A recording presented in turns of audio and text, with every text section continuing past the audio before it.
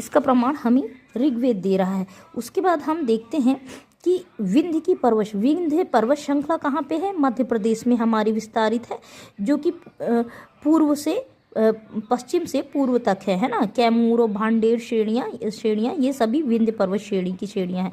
उत्तर और दक्षिण दो भागों में बांट देती है देश को, क्योंकि मध्य भारत में है, मध्य प्रदेश में विंध्य की पर्वत श्रृंखला है, तो वो नॉर्थ इंडिया को और साउथ इंडिया को दो भागों में बांटती है। उत्तर में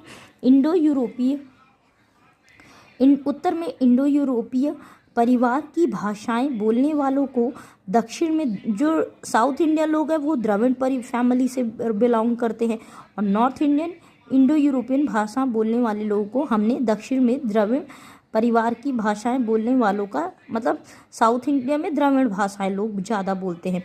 उसके बाद उत्तर में हिमालय से लेकर दक्षिण में कन्याकुमारी तक, पूर्व में ब्रह्मपुत्र की घाटी से लेकर पश्चिम में सिंधु पार तक अपना राज्य फैलाने वाले राजे चक्रवर्ती कहलाते थे। मतलब east to south, north to south, east to west, जितने भी राजा होते थे शासक, वो अपने आप को चक्रवर्ती बोलते थे। इस प्रकार की राजनीतिक एकता कम से कम दो बार हमें दिखाई देती है। ईसा पूर्व तीसरी सदी यानी बिफोर क्राइस्ट हमें क्या दिखता है? तीसरी सदी में अशोक अपना साम्राज्य सुदूर दक्षिणांचल को छोड़कर कम पूरे देश में फैला देता है। ईसा की चौथी शताब्दी तक समुद्रगुप्त की विजय पताका गंगा की घाटी से तमिल देश के छोर तक पहुंचती है ना। अब हम देखेंगे कि हमने देख लिया कि सबसे पहले हमारे देश का नाम किस किस तरीके से पड़ा। दूसरे पैरा में हम देखते हैं कि विंध्य की पर्वत श्रृंखला भारत को दो भागों में बांट देती है। उस तीसरे पैरा में हम ये देखते हैं कि भारत का विस्तार कहाँ से, उत्तर से दक्षिण, पूर्व से पश्चिम तक है।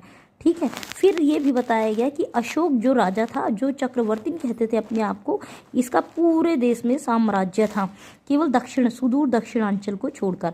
अब भारत की जनसंख्या का निर्माण जिन प्रमुख नस्लों के साथ हुआ है, जिनका मिश्रण है, तो ये मेन यही है, प्रोटो ऑस्ट्रेलाइड है, पैलियो मेडिटेरियन है, कॉकेशाइड है, निग्रोइड है और मंगोलाइड। भारतीय इतिहास को अध्ययन की सुविधा के लिए हमने तीन भागों में बांट दिया।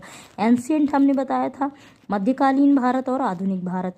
सबसे पहले इतिहास को हम तीन भागों में जिसने बांटा था वो कौन थे? हमारे जर्मन इतिहासकार क्रिस्टोफ। ठीक है। हम इतना